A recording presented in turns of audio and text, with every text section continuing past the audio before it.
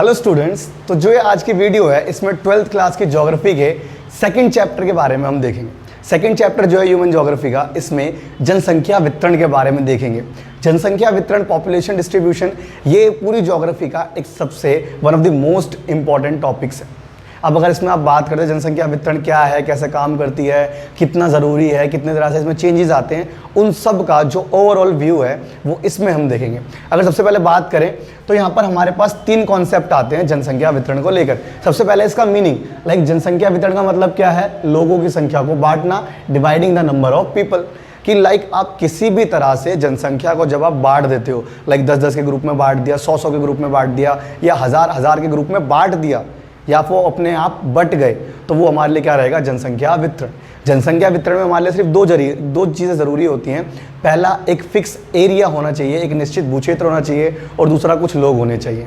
आपके पास क्लियर होना चाहिए कि इतनी ज़मीन है, इतने लोग यहाँ रह रहे हैं, दूसरे एरिया में उतनी ज़मीन है, उतने लोग वहाँ रह रहे हैं। तो ये चीज़ें आपको क्लियर होनी चाहिए। तो जनसंख्या वितरण का पहला मतलब क्या है कि लोगों की संख्या को बांटना। अब दूसरी चीज़ जो इसमें एक बेसिक रूल काम करता है, रूल की तरह काम करता है कि जनसंख्या वितरण जो होता है कभी भी इक्वल या इवन नहीं होता। जनसंख्या वितरण हमेशा क्या रहेगा, अनइक्वल और अनइवन रहेगा, असमान रहेगा।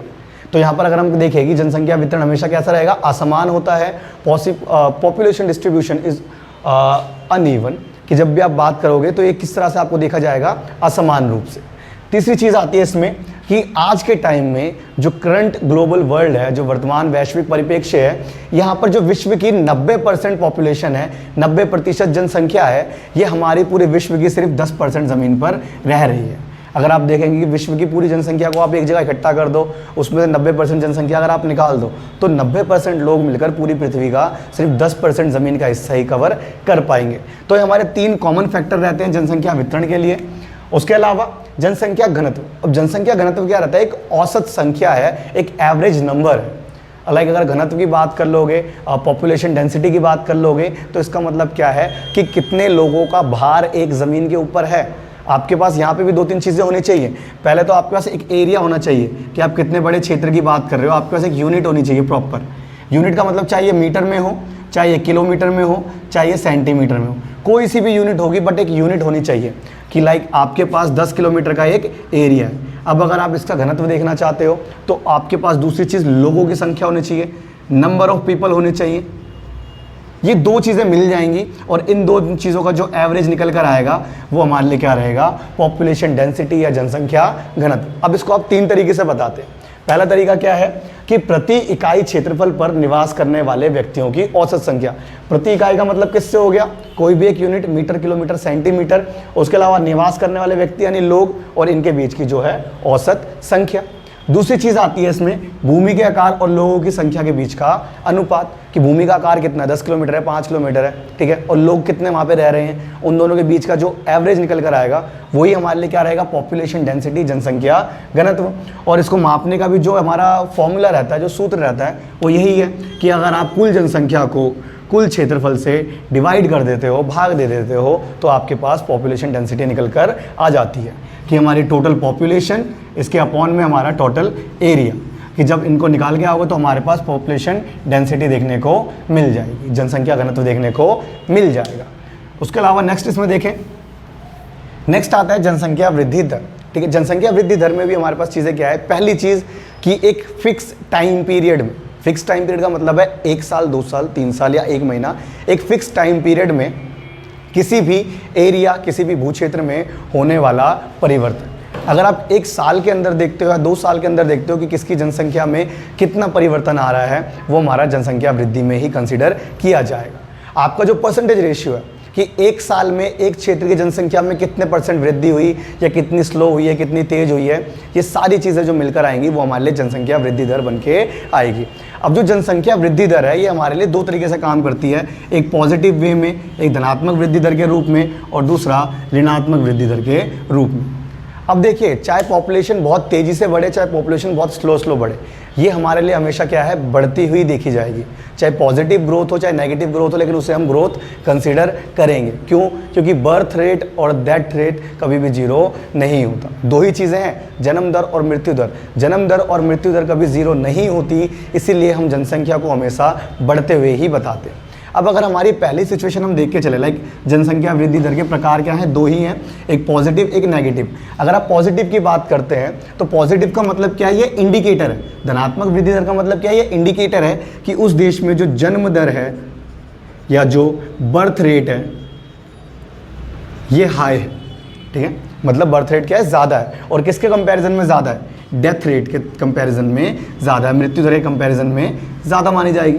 अगर देश में आपको बताया जा रहा है कि एक साल के अंदर धनात्मक जनसंख्या वृद्धि हुई है, पॉजिटिव ग्रोथ देखने को मिली है, तो इसका मतलब क्या है कि पिछले एक साल में बर्थ रेट जो है वो ज़्यादा रहा है और डेथ रेट क्या रहा है, कम। अगर हम देखते हैं कि जनसंख्या की ऋणात्मक वृद्धि दर देखने को मिली है, negative growth rate of population देखने को मिला है, तो इसका मतलब क्या है, इसका ऑपोजिट हो जाएगा। लाइक जो डेथ रेट है, ये डेथ रेट ज़्यादा है, जो मृत्यु दर है ये ज़्यादा देखने को मिल जाएगा। और अगर मृत्यु दर ज़्यादा है तो इसका मतलब जन्म दर क्या होगा, कम होगा।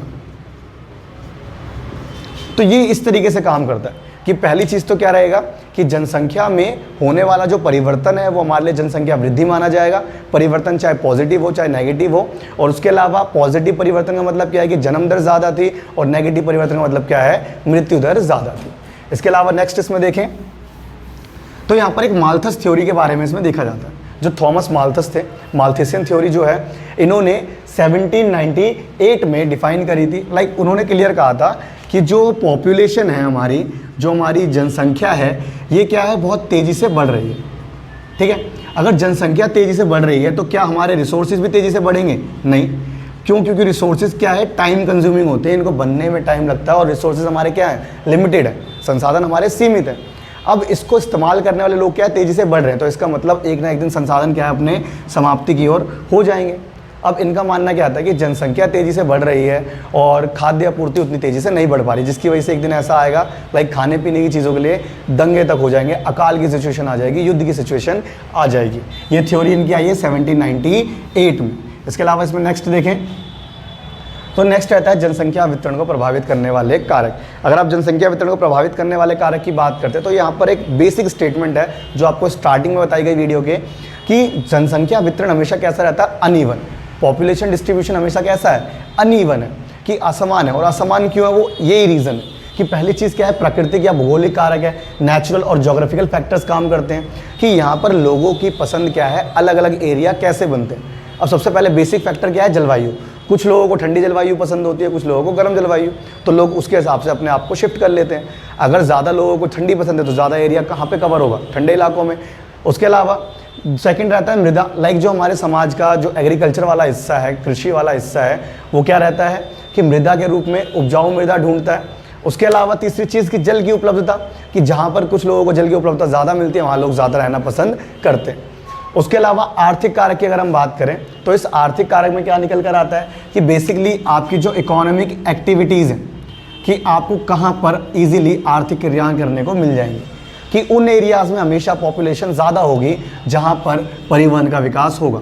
जहाँ पर भी पॉपुलेशन ज़्यादा होगी इसका मतलब क्या है, वहाँ पर एक डेवलप्ड ट्रांसपोर्टेशन अवेलेबल है। और सेकंड चीज़ नगरीकरण और उद्योगीकरण। नगरीकरण आपको सारी सुविधाएं देता है, सारी फैसिलिटीज़ देता है, और दूसरी चीज़ उद्योगीकरण जो है ये आपको रोज़गार, एम्प्लॉयमेंट देता है। तो लोग इन इलाकों में रहना पसंद करते हैं। यानी अगर आप शहरों की बात करोगे तो शहरों में क्या है, आपको एक डेवलप ट्रांसपोर्टेशन देखने को मिलता है, और उसके साथ साथ नगरीकरण और औद्योगिकरण का जो लेवल होता है वो भी ज़्यादा देखने को मिलता है। इसीलिए शहरों में जो पॉपुलेशन होती है वो ज़्यादा होती है, किसके कंपैरिजन में, रूरल एरियाज़ की तुलना में। उसके अलावा थर्ड रहता है कि आपका धार्मिक और सांस्कृतिक कारक, कि मैक्सिमम लोग क्या करते हैं, अपने ही समान धर्म और अपनी संस्कृति के साथ लोगों के साथ रहना पसंद करते हैं। और उसके अलावा फोर्थ रहता है राजनीतिक कारक, पॉलिटिकल फैक्टर, कि लाइक जहाँ पर स्टेबिलिटी ज़्यादा होगी। स्टेबिलिटी ज़्यादा होने का मतलब क्या है, स्थिरता, कि जहाँ पर राजनीतिक स्थिरता होगी, कि जहाँ पर एक प्रॉपर सरकार चल रही है, प्रॉपर अधिकार मिले हुए, इस टाइप की चीज़ें। लाइक अगर आप एग्जाम्पल लेते हैं, एक हो गया आपका अफगानिस्तान, आज के टाइम में दुनिया का इकलौता ऐसा देश जो ऑफिशियली टेररिस्टों के द्वारा चलाया जा रहा है। तो लोग वहाँ पे रहना पसंद नहीं कर रहे क्योंकि रूल्स एंड रेगुलेशन वो अपने अकॉर्डिंग चला रहे हैं, कोई लॉ एंड ऑर्डर नहीं है वहाँ। लेकिन उसी का कंपैरिजन अगर आप इंडिया से करते हो तो लाइक इंडिया में लोग रहना पसंद करेंगे, खुश रहेंगे। क्यों? क्योंकि यहाँ पर एक प्रॉपर गवर्नमेंट है और प्रॉपर तरीके से लॉ एंड ऑर्डर चल रहा है। तो इसलिए क्या है, लोग अपनी अपनी सुविधाओं के हिसाब से, अपनी अपनी पसंद के हिसाब से जगहों में बढ़ जाते हैं, और जो जगहों में बढ़ते हैं वो असमान रूप से बढ़ते हैं। इसीलिए जनसंख्या वितरण कैसा होता है, हमेशा असमान रहता है, हमेशा अनइवन रहता है। इसके अलावा इसमें नेक्स्ट देखेंगे, फिर आता है जनसंख्या परिवर्तन के घटक। अगर आप जनसंख्या परिवर्तन के घटक की बात करते हैं, कंपोनेंट्स की बात करते हैं, तो 3 चीज़ें हैं जिसके दम पर जनसंख्या में परिवर्तन आता है। यही वो 3 चीज़ें जो किसी भी एरिया की जनसंख्या को बढ़ा भी देती हैं और किसी भी एरिया की चीज़ों को जनसंख्या को घटा भी देती हैं। सबसे पहले आती है बर्थ रेट। अब ये चीज़ याद रखिएगा, अगर बर्थ रेट बढ़ेगी तो जनसंख्या भी क्या है, बढ़ती जाएगी। और अगर बर्थ रेट कम हो रही है, कम का मतलब यहाँ पर किससे है, स्लो होने से, तो पॉपुलेशन ग्रोथ भी कैसे होगी, स्लो होगी। डेथ रेट की अगर डेथ रेट ज़्यादा हो गई तो पॉपुलेशन आपकी स्लो हो जाएगी, और अगर डेथ रेट कम है तो पॉपुलेशन आपकी फास्ट हो जाएगी। और प्रवास माइग्रेशन, अगर ये ज़्यादा है तो जनसंख्या भी ज़्यादा हो जाएगी आपके एरिया में, अगर ये कम है तो जनसंख्या भी कम हो जाएगी। अब अगर इनको हम 2 सिचुएशन से समझें कि लाइक मान लीजिए कि एक जनसंख्या वृद्धि की हम बात कर रहे हैं कि अगर देश में जनसंख्या वृद्धि हुई है पिछले 5 साल में, यानी 5 साल में इन 3 चीज़ों ने कैसे कैसे काम करा। जनसंख्या वृद्धि का मतलब किससे, जन्म दर बढ़ गई, मृत्यु दर क्या है, कम है, किसकी तुलना में, जन्म दर की तुलना में, और प्रवास क्या है, ये भी बढ़ गया। अब अगर इसी को ऑपोजिट आप जाते हो कि पिछले 5 साल में जनसंख्या वृद्धि हुई है, लेकिन कौन सी, नकारात्मक वाली। अब नकारात्मक वाली होने का मतलब क्या है, नकारात्मक जनसंख्या वृद्धि बताई थी कि वहाँ पर मृत्यु दर क्या होता है, हाई रहता है। मृत्यु दर हाई होगा तो जो जन्म दर है ये आपका स्लो हो जाएगा, और दूसरी चीज़ अगर ये स्लो है तो माइग्रेशन भी आपका क्या होगा, स्लो हो जाएगा। तो ये चीज़ याद रखिएगा कि जनसंख्या चाहे पॉजिटिव वे में बढ़े चाहे नेगेटिव वे में बढ़े, वो सिर्फ 3 कंपोनेंट के ऊपर बेस्ड है, जन्म दर, मृत्यु दर और प्रवास, बर्थ रेट, डेथ रेट और उसके बाद माइग्रेशन। कि अगर जनसंख्या वृद्धि हो रही है पॉजिटिव वाली तो जन्म दर हाई रहेगा, मृत्यु दर कम रहेगा और माइग्रेशन ज़्यादा रहेगा। और अगर जनसंख्या वृद्धि हो रही है नेगेटिव वाली तो जन्म दर कम है, मृत्यु दर अधिक है और माइग्रेशन जो है, प्रवास जो है, ये भी आपका कम रहेगा। इसके अलावा अगर आप माइग्रेशन की ही बात करें तो माइग्रेशन अलग अलग तरह से काम करता है कि लाइक माइग्रेशन जो है आपका, ये कई तरह से, इसका मतलब क्या है कि आप एक एरिया को छोड़कर किसी भी दूसरे एरिया में चले गए। अब यहाँ पर चीज़ें क्या होती है, इसके टाइप्स भी 3 देखने को मिलते हैं। ये 3 टाइप से माइग्रेशन काम करता है। लाइक एक आपका स्थायी, कि एक स्थायी प्रवास हो गया, एक परमानेंट वाला हो गया कि आप एक जगह को छोड़कर हमेशा के लिए चले गए, ठीक है। उसके अलावा दूसरा होता है अस्थायी। अस्थायी का मतलब आपका टेम्परेरी से कि आप कुछ समय के लिए किसी भी एरिया को छोड़कर जा रहे हो, बाद में आकर बस जाओगे, लेकिन फिक्स नहीं है कितने टाइम बाद आओगे। और तीसरी चीज़ होती है आपकी मौसमी, यानी जो आपके वेदर के अकॉर्डिंग होता है, वेदर बेस्ड होता है कि लाइक आप बारिश के मौसम में इस इलाके में रह रहे हो, गर्मियों में उस इलाके में, सर्दियों में किसी और इलाके में। तो ये इसके टाइप्स होते हैं कि आप माइग्रेशन 3 कारणों से करते हो, स्थायी हमेशा के लिए, अस्थायी कभी कभी के लिए, और मौसमी कि एक मौसम आपने यहाँ बताया, अगला मौसम कहीं और। अब अगर आप इसकी दिशाओं की बात करते हो कि माइग्रेशन करके आप जाओगे कहाँ या कैसे रहोगे, इसके जो डायरेक्शंस हैं, डायरेक्शंस क्या रहेंगी। अब अगर डायरेक्शंस की बात आप करते हो, सबसे पहले क्या है, अगर आप गांव में हो तो गांव के बाद आपके पास कितने ऑप्शन, या तो एक गांव से दूसरे गांव चले जाओगे या एक गांव से शहर चले जाओगे।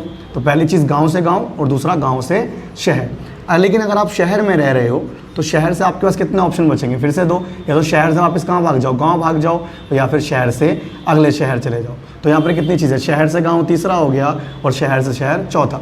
तो 4 दिशाओं में आपका प्रवास होता है। पहला, आप एक गांव से दूसरे गांव जाओगे, एक गांव से दूसरे शहर आओगे, और उसके अलावा एक शहर से वापस गांव जाओगे, एक शहर से दूसरे शहर जाओगे। तो यहाँ पर 4 डायरेक्शंस भी देखने को मिलती हैं। 3 टाइप्स हैं, स्थायी, अस्थायी और मौसमी। स्थायी का मतलब आपने हमेशा के लिए जगह छोड़ दी, अस्थायी का मतलब कुछ समय के लिए छोड़ दी, और उसके अलावा मौसमी कि आपने एक मौसम यहाँ पर बिताया, अगला कहीं और बिताने चले गए। उसके अलावा दशाएं इसकी 4 रहती हैं। नेक्स्ट इसमें अगर हम देखें तो नेक्स्ट निकल कर आता है इसमें कि आप प्रवास करते क्यों है, कारण क्या है। तो यहाँ पर 2 चीज़ें याद रखिएगा। प्रवास जो है 2 ही कारणों से किया जाता है, रहता है, एक अपकर्ष कारक होते हैं, एक डिग्रेडिंग फैक्टर्स होते हैं, और दूसरा प्रवास के प्रतिकर्ष कारक होते हैं। डिग्रेडिंग फैक्टर्स की अगर हम बात करेंगे तो यहाँ पर वो कारक है जो अपनी ओर आकर्षित करते हैं, लाइक अट्रैक्ट करते हैं। आकर्षित होने का मतलब क्या है कि मतलब अपनी ओर खींच रहे हैं। अब यहाँ पर करने का क्या, अट्रैक्ट आपको कर रहे हैं, तो इसका मतलब क्या है, कुछ ना कुछ तो बेहतर होगा वहाँ पर। आप कहीं भी, करंट सिचुएशन आपकी कहीं भी है, लाइक आप दिल्ली रह रहे हो, अब दिल्ली से आपको मुंबई जाना है, तो इसका मतलब ये नहीं है कि आपका अचानक से मन बन गया। इसका मतलब ये है कि मुंबई में कुछ आपको बेहतर सुविधाएं मिल रही हैं जो आपको अट्रैक्ट कर रही हैं। तो ये जो बेहतर सुविधाओं वाला रीज़न होता है, इसको हम कहते हैं प्रवास के अपकर्ष कारक, degrading factors of migration. Degrading factor या अपकर्ष कारक वो होते हैं जो अपनी ओर खींचते हैं, और इसका मतलब हर चीज़ बेहतर होने से है कि आपको दूसरे एरिया में यहाँ से एजुकेशन भी अच्छी मिलेगी, दूसरे एरिया में आपको एम्प्लॉयमेंट भी यहाँ से अच्छा मिलेगा, फैसिलिटीज़ भी यहाँ से अच्छी मिलेंगी। और दूसरी चीज़ पुश फैक्टर्स ऑफ माइग्रेशन, प्रवास के प्रतिकर्ष कारक, इनका मतलब किससे होता है? कमियों से, कि आपको यहाँ पर क्या है, कमियाँ मिल रही हैं कुछ ना कुछ, इसीलिए आप यहाँ से जाने के लिए तैयार हैं। और यहाँ पर चीज़ें क्या है, लाइक आपको हेल्थ फैसिलिटीज़ अच्छी नहीं मिल रही, एजुकेशन फैसिलिटीज़ अच्छी नहीं मिल रही। तो ये चीज़ें, अगर आप दो का एग्जांपल लेते हैं कि अगर आप दिल्ली में ऑलरेडी रह रहे हैं और दूसरी चीज़ आप मुंबई की ओर आकर्षित हो रहे हैं, तो इसका मतलब क्या हो गया कि मुंबई आपको क्या अट्रैक्ट कर रहा है। तो मुंबई आपके लिए क्या हो गया? अपकर्ष कारक, कि यहाँ पर आपको बहुत बेहतर सुविधाएं मिलेंगी। और प्रतिकर्ष कारक क्या होगा? दिल्ली, कि यहाँ पर आपको उतनी बेहतर सुविधाएं नहीं मिल रही कि आप यहाँ पर टिक सको, इसलिए आप यहाँ से जा रहे हो। और यहाँ पर क्या होता है कि दो ही लोकेशन, कि जहाँ से आप अपना प्रवास या माइग्रेशन स्टार्ट करोगे वो आपका रहेगा उद्गम स्थान। उद्गम स्थान का मतलब जहाँ से आपने अपना प्रवास स्टार्ट करा है, जो आपका स्टार्टिंग पॉइंट है। और उसके अलावा जहाँ पर आप जाना चाहते हो वो होता है गंतव्य स्थान। गंतव्य स्थान का मतलब जहाँ पर आपकी जर्नी का एंड हो रहा है, जो आपका एंडिंग पॉइंट है। इस तरीके से प्रवास पूरा काम करता है। प्रवास का सिंपल सा मतलब यही है कि आप अपनी लोकेशन चेंज कर दो, आज यहाँ हो कल कहीं और हो। उसके अलावा नेक्स्ट अगर इसमें देखें तो यहाँ पर आता है कि जनसंख्या अगर बढ़ रही है, जनसंख्या कम हो रही है, तो उसका क्या इम्पैक्ट पड़ता है आपके देश के ऊपर। पहले चीज़ याद रखिएगा, जनसंख्या चाहे बढ़ जाए, जनसंख्या चाहे घट जाए, दोनों सिचुएशन में जो आपका नेशनल डेवलपमेंट है, देश का विकास है, वो ज़्यादा नहीं हो पाता। अब जैसे मान लीजिए कि जनसंख्या वृद्धि का क्या परिणाम निकलता है कि अगर आपके पॉपुलेशन ग्रोथ ज़्यादा हो गई तो क्या होगा? सबसे पहले तो आपके जितने भी संसाधन हैं उनका ह्रास बहुत तेज़ी से होगा, यूज़ बहुत तेज़ी से होंगे, ख़त्म बहुत तेज़ी से होंगे। दूसरी चीज़, कुछ जनसंख्या का हिस्सा ऐसा रह जाएगा जिसका भरण पोषण नहीं कर पाएंगे। और तीसरी चीज़ कि विकास की जो गति है आपके देश की वो क्या है? अवरोधित हो जाएगी, रुक जाएगी। और इसी के ऑपोजिट, लाइक आपकी जनसंख्या कम है, और जनसंख्या कम होने का मतलब क्या है कि कुछ ना कुछ संसाधन ऐसे होंगे जो बिना यूज़ के ही बाकी रह जाएंगे। उसके अलावा समाज की जो आधारभूत संरचना है वो कमज़ोर हो जाएगी, अस्थिर हो जाएगी। लाइक समाज में जो 3 वर्ग होने चाहिए, एक बच्चों वाला वर्ग होना चाहिए, एक युवा वर्ग होना चाहिए, एक वृद्ध वर्ग होना चाहिए, तो ये सब क्या है? इक्वल नहीं होंगे, इसलिए स्ट्रक्चर इनका कमज़ोर पड़ जाएगा। और जनसंख्या कम है तो इन दी एंड उसका भी विकास अवरोधित हो जाएगा। लाइक ये मान के चलिए कि अगर आपके पास 10 लोगों के संसाधन पड़े हुए हैं तो उसको 10 लोग ही यूज़ करेंगे। अगर 10 से ज़्यादा आप ले आओगे, 20 लोग ले आओगे तो संसाधन जल्दी खत्म। 10 से कम ले आओगे तो संसाधन बचे हुए रह जाएंगे जो कि किसी काम के नहीं रहेंगे। इसीलिए एक संतुलित अवस्था कहते हैं। और संतुलित जनसंख्या क्या होती है? लाइक जहाँ पर बर्थ रेट और डेथ रेट यानी जन्म दर और मृत्यु दर ऑलमोस्ट सेम हो। अगर डिफरेंस भी, तो डिफरेंस भी क्या है? कम से कम होना चाहिए। वो हमारे लिए एक संतुलित जनसंख्या, एक बैलेंस पॉपुलेशन रहती है। इसके अलावा नेक्स्ट अगर इसमें देखें तो हमारे पास आता है जननांकीय संक्रमण, डेमोग्राफिक ट्रांजिशन। जब आप डेमोग्राफिक ट्रांजिशन की बात करते हैं तो ये उस सिचुएशन की ओर इशारा करता है कि लाइक आप करंट पॉपुलेशन के हिसाब से अपने फ्यूचर का अनुमान लगा रहे हो। और करंट पॉपुलेशन का मतलब किससे रहेगा कि आपको दिख रहा है कि आज हमारे देश में इतनी जनसंख्या है, आप अनुमान लगा सकते हो कि 20 साल बाद जनसंख्या बढ़ जाएगी तो इससे ये दिक्कतें आएंगी। तो यही चीज़ हम जो है इसको भूगोल की भाषा में जननांकीय संक्रमण कहते हैं। इसके अनुसार क्या है? देश की जनसंख्या सिर्फ 3 अवस्था में ग्रो करती है, ठीक है? किसी भी देश की जनसंख्या, पहली अवस्था क्या होती है कि जब जन्म दर और मृत्यु दर क्या है? दोनों बहुत हाई रहता है। जो आपका बर्थ रेट है और डेथ रेट है वो क्या है? हाई रहेगा। दोनों ही चीज़ें हो रही होंगी आपके देश में। और दूसरी अवस्था का मतलब किससे है कि आपके देश की मृत्यु दर घट जाएगी। मृत्यु दर घटने का मतलब क्या है कि सिर्फ मृत्यु दर घटी है, लेकिन जो आपका जन्म दर है वो अभी भी हाई बना हुआ है। अब जन्म दर ज़्यादा यानी आपकी पॉपुलेशन बहुत तेज़ी से बढ़ गई। और जो थर्ड सिचुएशन आती है इसमें क्या होता है कि जन्म दर भी आपका बहुत कम हो जाएगा और मृत्यु दर भी आपका बहुत कम हो जाएगा। तो ये जो सबसे यहाँ पर ग्रोथ देखी जाती है वो थोड़ी सी अवरोधित हो जाती है, रुक जाती है। तो इसी चीज़ को हमने क्या है? जननांकीय संक्रमण का नाम दे रखा है, डेमोग्राफिक ट्रांजिशन का नाम दे रखा है। इसमें करना कुछ नहीं है, बस आपको प्रेडिक्ट करना है कि आज इतनी पॉपुलेशन है, कल इतनी हो जाएगी। और हो जाएगी इसका मतलब क्या है? 3 अवस्थाएं हैं। पहली सिचुएशन ऐसी बनेगी देश में जहाँ पर जन्म दर और मृत्यु दर दोनों ज़्यादा होगा। दूसरी अवस्था ऐसी बनेगी जहाँ पर मृत्यु दर घट जाएगा लेकिन जन्म दर अभी भी क्या होगा? ज़्यादा होगा। तीसरी अवस्था ऐसी होगी जहाँ पर जन्म दर और मृत्यु दर बहुत ज़्यादा कम हो जाएगा। तो उम्मीद करते हैं आपको चैप्टर समझ आया होगा।